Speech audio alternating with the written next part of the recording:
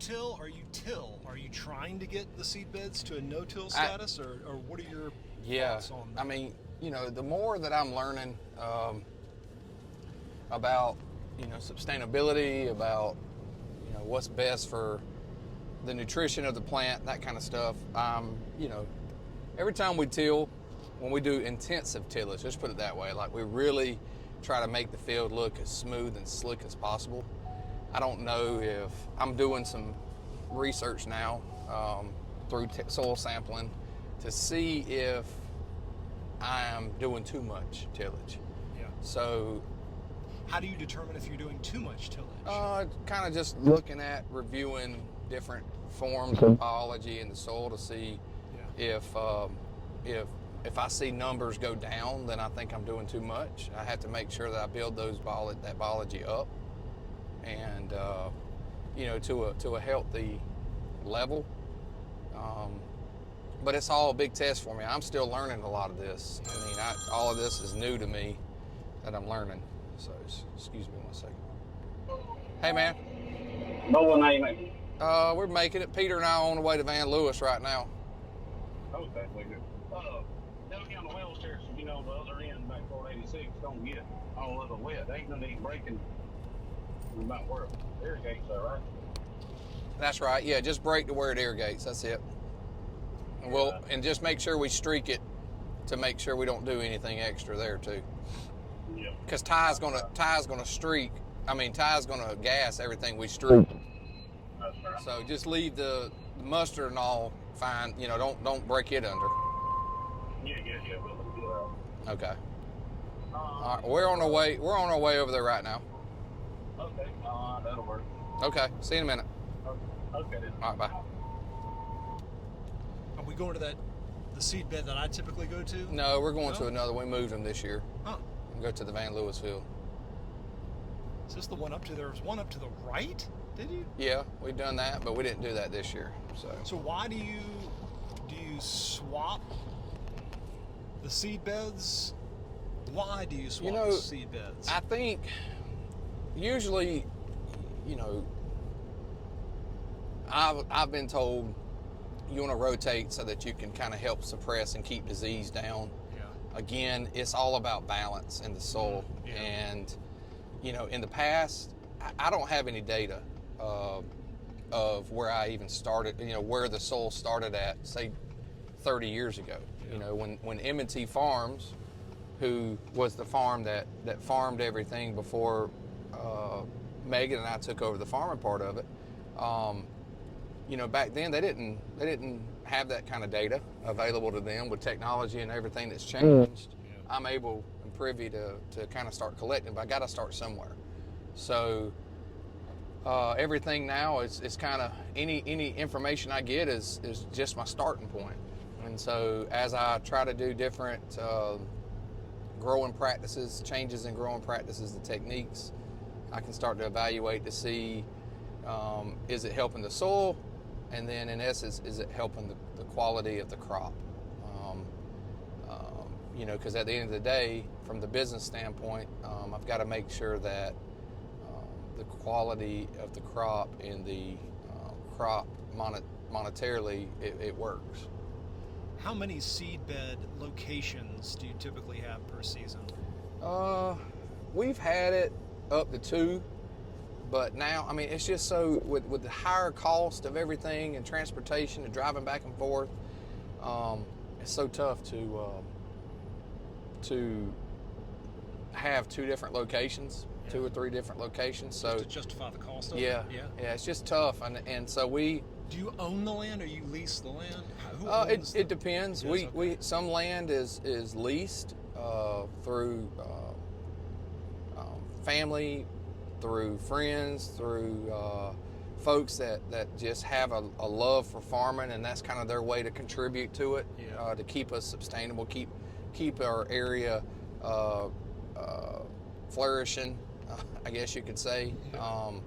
That's kind of how we do it. Most of our land that we farm, it's probably 60% leased and 40% owned. Yeah.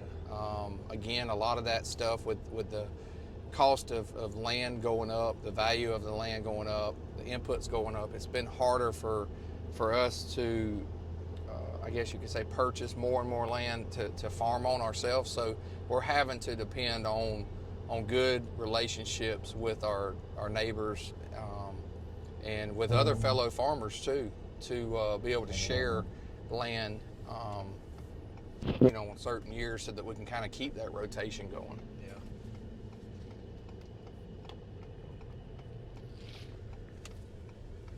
Right here.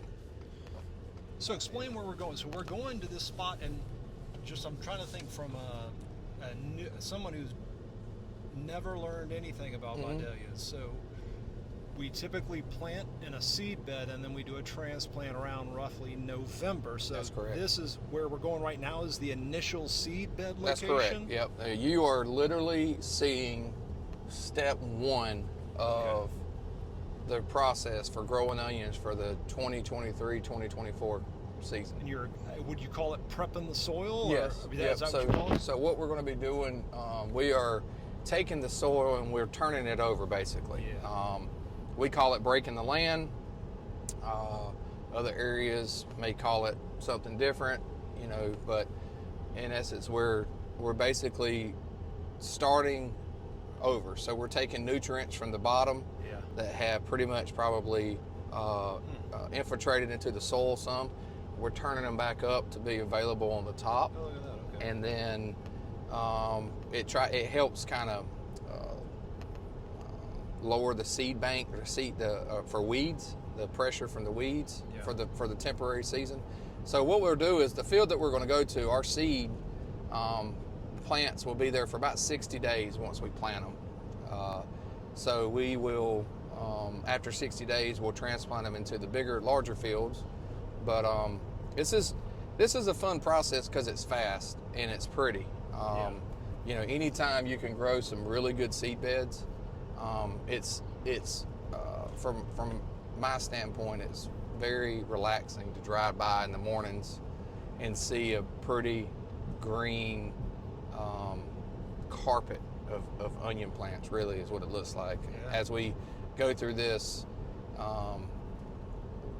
you'll know, the customers and the viewers will be able to see this. I think they'll really enjoy and have an appreciation for what we got going on here. And they'll look like a bed because you're planting the seeds so close together. That's correct. At that point. Yep, that's correct. That's correct. That's our old field that we planted seed beds in last year. You can kind of tell we planted a cover crop on it.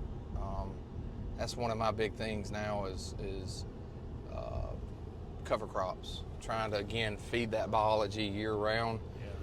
We're in an area that our biology pretty much is active year round, so I want to keep it fed as much as I can. Now, educate us on the types of cover crops that you use. So, you know, that is also an experiment for me. Typically, folks, other farmers will use a rye cover crop. It's pretty much planted after they harvest their row crop, which is beginning now. They'll probably plant that around Halloween or you know, around that time. But what I'm doing is I'm planting a summer cover right now because I had watermelons and I still have some good weather. And instead of waiting until October or November to plant, I want to go ahead and put something in now. So the crop that I chose now is Egyptian wheat. It's a sorghum. It's going to grow really tall. But what I want to do is just test some stuff. I'm putting some clover in with it. Try to do a mixture. You know, more diversity, the better. So you don't harvest this. You just put it out in the field and then you turn it over? I do. Yeah. Okay. I'm hoping that I can show the monetary value of it over time with the different testing and all to show that, hey, it's worth putting, you know, a $50 cover crop in instead of just leaving the field fallow. It's worth putting it in. Here's some late corn that we've got planted. You can tell how dry it had been. Some of it's, you know, still good and green, but this is, like I said, it's late corn.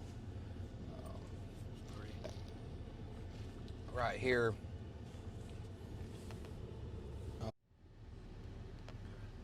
So, what you're witnessing here is us doing what I was talking about earlier, breaking the land, turning the land, however you want to call it. This is the first time we've done that to this field in over a year. My fingers are crossed that we don't get any big washes of rain, because that's the whole reason I don't like turning the field. But right now it shows, the data shows that I need to turn it for the vegetables, for the onions. So if there's anybody that views this in the future that can help me come up with the better ways and some other things that will help onions and give me some insight, all my soil biology and all my folks that I follow on YouTube and TikTok and all, I'd love for them to throw some suggestions out to me, because I want to be the first Vidalia onion farmer to grow a crop without having to break the land, honestly. So.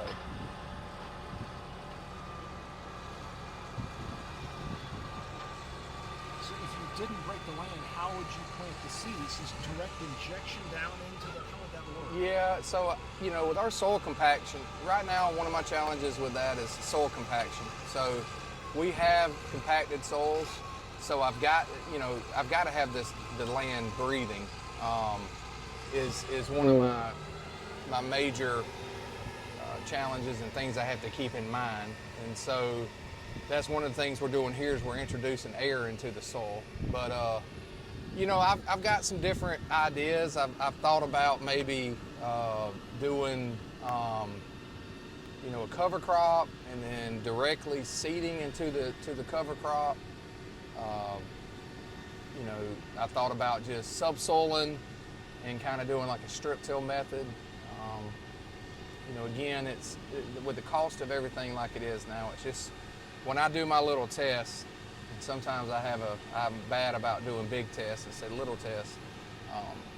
If they don't work, it costs a good bit of money. So I'm, trying to slow my mind down and trying to slow down my decisions when I do that. But it's a peaceful, this is, the reason why people like to break land is soothing. It's soothing to sit in the tractor and think about your crop, think about the beginning of the crop. This is the beginning here, and you're watching that dirt turn over, and you're praying that you're going to have a good season. You're praying that that this dirt is going to perform like you want it to. But you're also getting prepared too mentally for the challenges that they're about to face. And there's always something going on. There's always something trying to attack the crop or to feed on the crop. And cold snap. That's what's really bit us in the butt the last 2 years is cold snaps. So we just fingers are crossed that we're gonna just have a good year. We sure need it, that's for sure.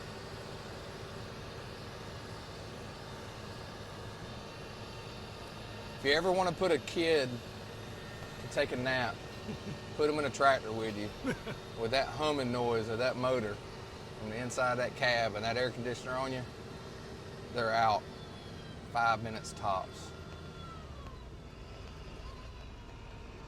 I always wonder how the folks before us did all this. I'm telling you, yeah, I know. It's, especially, think about it. Yesterday the heat index was like 102. Open cab tractors and trying to work like that. The efficiency, it just had to be tough.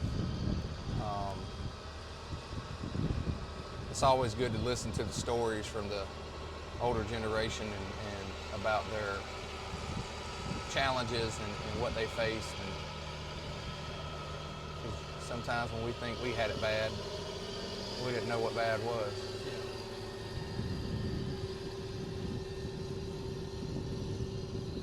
So what's the next step? After they break this ground, how long do you let it sit? Or what is the next step after they do this? So what we'll do next is we're going to come in with a field cultivator, and all of this dirt that you see kind of clumped up, we're going to use a field cultivator that will smooth that out and basically break all those clumps up, and it'll seal the dirt, okay? And then we will take a machine that will put our rows in place. And so we'll have individual beds formed, and those individual beds will have a gentleman, a friend of ours that does custom work for us. He'll come in and he will basically help gas the beds for us. And what it does is it kind of sterilizes and neutralizes some of the pests that attack the seedlings when they're young. It gives us a chance to get our seedlings growing. Again, I'm monitoring that kind of stuff now, trying to learn the effects of it, or the benefits. Do the benefits outweigh the disadvantages of it?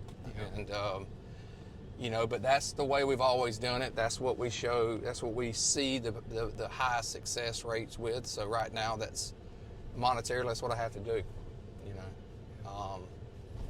But he'll come in, he'll gas them, and then we'll leave that in the soil for about 14 days. And then as we begin to get closer and closer to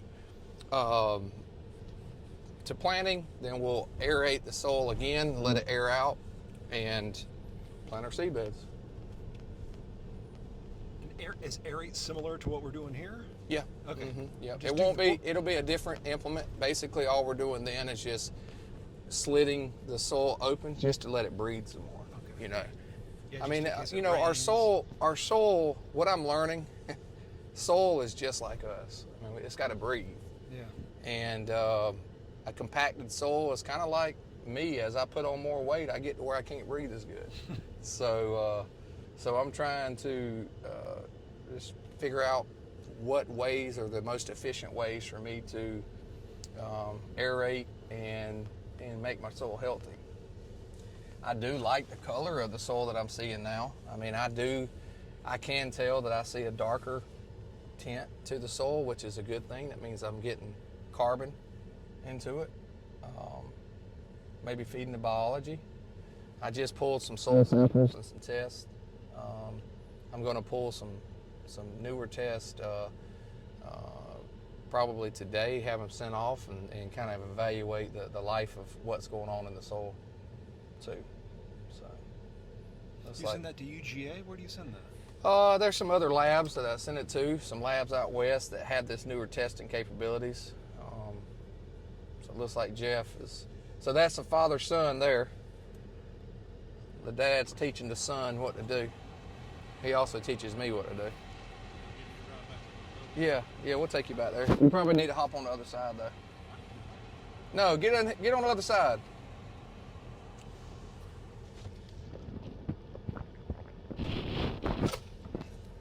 Peter and I are making YouTube stuff. You're on camera. You're on camera, Jeff. You want to say anything to the internet? Hey, Lord. It looks good, Jeff. Yep, it's going to be a little wet right down there. Yeah. Other than that, we can't help it. It's not nature. Will you turn just this one field right here? Is this going All to of be this. all of That. Okay. Yep. Now this is going to be, this guy coming up here now is the future star. Between him and Jeff, this will be the future star of this channel. It's going to be Larry P. Paul. You better watch him. He can't see good. He'll be running into you. This is Larry Copeland, the man, the myth, the legend. Let me pull my windows in, my mirrors in before he hits us. Him and Jeff together are going to make a dynamic duo. I don't know about all that. Larry Paul, say hello to America. Anyway, I got Jeff. Take them bolts to run. He said just take those bolts to Ryan. I'll be all right. We'll get some more. All right. He said that'll work for now. Yeah, No, I don't know. He said 2 inch. 2 inch. I don't think Well, he says he don't think they'll work. Hopefully he won't hit nothing. we'll get some at lunch. All right. He said we'll just go get some at lunch. All right. He's right there on the bottom plow. All right. Everybody needs a Larry Paul.